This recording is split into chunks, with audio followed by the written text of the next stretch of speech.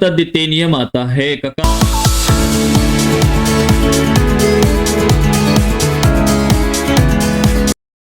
ओम नमस्ते जी। आज का हमारा विषय कृदंत प्रकरण के उत्तर कृदंत भेद में स्वपो नन नियम से प्रारंभ होगा।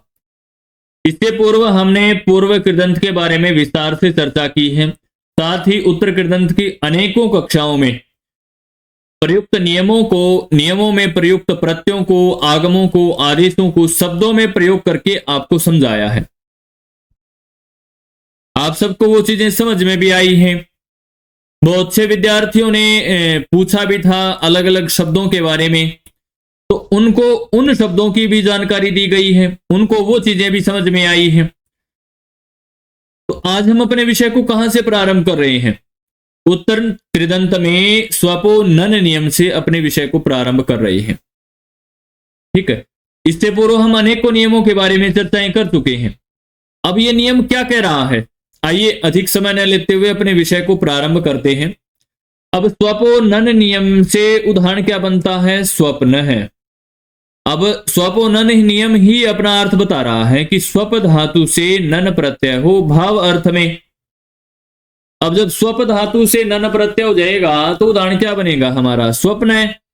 अब जब स्वप्न उदाहरण बनेगा तो आइए उदाहरण को भी देख लेते हैं। ये रहा स्वप्न, इसको सिद्ध कर देते हैं कि कहां कहां धातु क्या है। धातु तो हमें ऊपर बता ही दी, स्वप धातु है और नन प्रत्यय है। स्वप धातु की बुआदे धातु से धातु संज्ञा कर देंगे।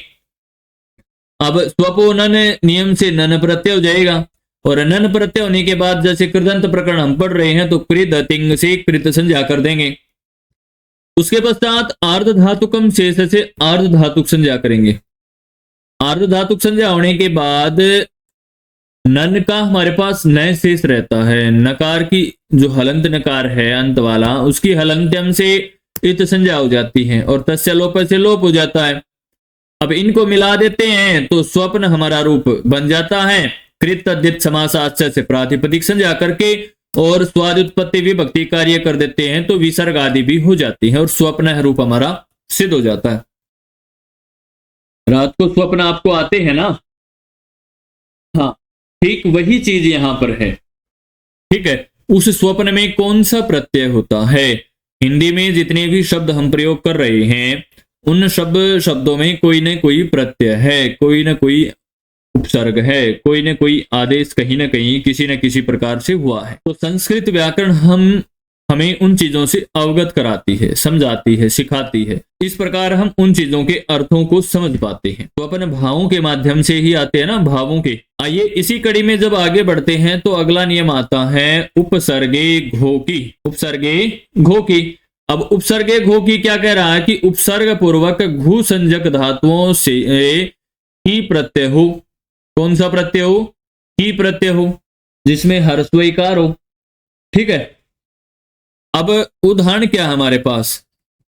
प्रधि और उपधि। अब प्रधि और उपधि को जब सिद्ध करते हैं तो प्रधि, सबसे पहले प्रधि देख लेते हैं। अब प्रधि में धातु क्या है? प्र धातु है, सॉरी धा धातु है, प्र उपसर्ग है। धा धातु की बुहार्य धातु से धातु संज्ञा कर दी और उपसर्गा क्रिया योगे से उपसर्ग संज्ञा कर दी। ते प्राग धातु से उपसर्ग धातु के पूर्व में प्रयोग होगा। अभी अभी जो हमने नियम पढ़ा है उपसर्गे घो की नियम से की प्रत्यय हो गया। प्रधा की हमारे पास शेष रहा। कृद तिंग से कृत संज्ञा, आर्ध धातुकम शेष से आर्ध धातुक संज्ञा करने के बाद लसक्व तद्धिते नियम आता है। ककार की इच संज्ञा कर देता है और इच संज्ञा होने के बाद क्या नियम आता है बताइए? बहुत अच्छे, सस्य लोप है। सस्य लोप से ककार की संज्ञा का लोप कर देंगे और प्रधा ई हमारे पास शेष रहा और नियम आता है आतो लोप इटीच। अर्थात प्रधा अर्थात धातु के आकार का लोप हो जाएगा।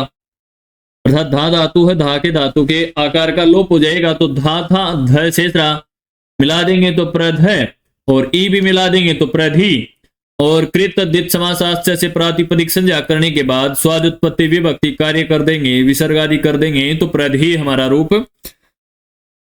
सिद्ध हो जाता है। किसी भी चीज की आवश्यकता ही नहीं पड़ती। ठीक इसी प्रकार उपधि है, उपधि ठीक इसी प्रकार है, कोई परिवर्तन नहीं है। इसमें भी धा धातु है, उप उपसर्ग है। ठीक है, बाकी सभी कार्य पूर्व के समान ही है। इसको एक बार आप स्वयं करें। देखिए यहां तक तो सभी सिद्धियों में समान चलता है, कृदंत प्रकरण की सभी सिद्धियों में, क्योंकि कृत संज्ञा भी होती है, अर्धातुक संज्ञा भी होती है, और नियम वही आता है जिस नियम से, जो नियम हमने पूर्व में पढ़ा था। ठीक है, अब जैसे उपसर्गे घो की नियम पढ़ा था की प्रत्यय के लिए, तो यहां आप दूसरा भी नियम आ सकता है। ठीक है, तो इसके बाद जब ककार की संज्ञा करके लोप कर देंगे, उसके बाद आतो लोप एटी च पूर्व सिद्धि में भी किया था हमने प्रधि में। ठीक वही प्रकरण यहां पर है, कोई परिवर्तन नहीं है। यहां पर उपसर्ग है, वहां पर उपसर्ग था, बाकी सभी कार्य वही हैं। ठीक है ना, इसको आप स्वयं करें। इसी कड़ी में जब आगे बढ़ते हैं तो एक नियम आता है स्त्रियाम कतिन। क्या नियम आता है? स्त्रियाम कतिन। अब स्त्रियाम कतिन क्या कह रहा है कि स्त्रीलिंग भव में कतिन प्रत्यय हो। स्त्रीलिंग भाव में कतिन प्रत्यय हो, भाव अर्थात भावे कतिन प्रत्यय, स्त्रीलिंग भाव में कतिन प्रत्यय हो। अब उदाहरण क्या है? कृति और स्तुति है, तो ये किसका है कतिन प्रत्यय? घय का अपवाद है, जो पूर्व कक्षाओं में हमने पढ़ा था ना, घय प्रत्यय। तो उदाहरण क्या है? कृति। अब कृति में कौन सी धातु है? क्रि धातु है, भुआद धातु से धातु संज्ञा कर दी, और स्त्रियाम कतिन से कतिन प्रत्यय हो गया, और कतिन का क्या शेष रहेगा? ती। कह के तो हलंत्यम लसकवत द्वितीय से हो जाएगी, और हलंत्यम से नकार की, तस्य लोप से लोप होने के बाद हमारे पास शेष क्या रहा? क्रि प्लस ती। और जब ये शेष रहेगा तो गुण की प्राप्ति हो रही है, सार्वधातुकार धातु कयोसी, क्योंकि री के बाद यह वाहती, तो किंगति जय से निषेध हो गया, हित गित और इनका निषेध हो जाएगा गुण का। और आर्धातुक षड वलादे से इट के आगम की भी प्राप्ति हो रही है, परंतु उसका भी निषेध कर देता है। एकाचो पदे से अनुदातात, इट का भी निषेध कर दिया। अब इन दोनों को मिला देंगे ना, गुण हुआ ना वृद्धि हुई, भाई कुछ करने ही नहीं दे रहे, तो इन दोनों को मिला देंगे तो कृति हमारा रूप बन जाता है। तो उत्पत्ति विभक्ति कार्य कर देंगे तो विसर्ग आदि भी हो जाते हैं।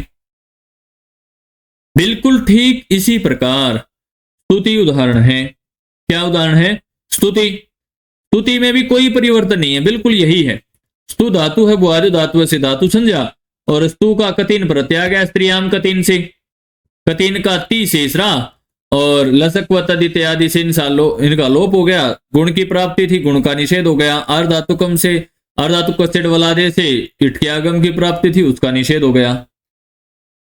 जैसे पूर्व सिद्धि सिद्ध हुई है ना कृति की, बिल्कुल ठीक ऐसे ही स्तुति की है, कोई भी परिवर्तन नहीं है। आप इसको स्वयं करें। ठीक है, आज के लिए हमारा विषय इतना ही रहेगा। अगली कक्षा में हम वार्तिक से अपने विषय को प्रारंभ करेंगे। धन्यवाद, फिर मिलेंगे इसी प्रकार की नई नई कक्षाओं के साथ।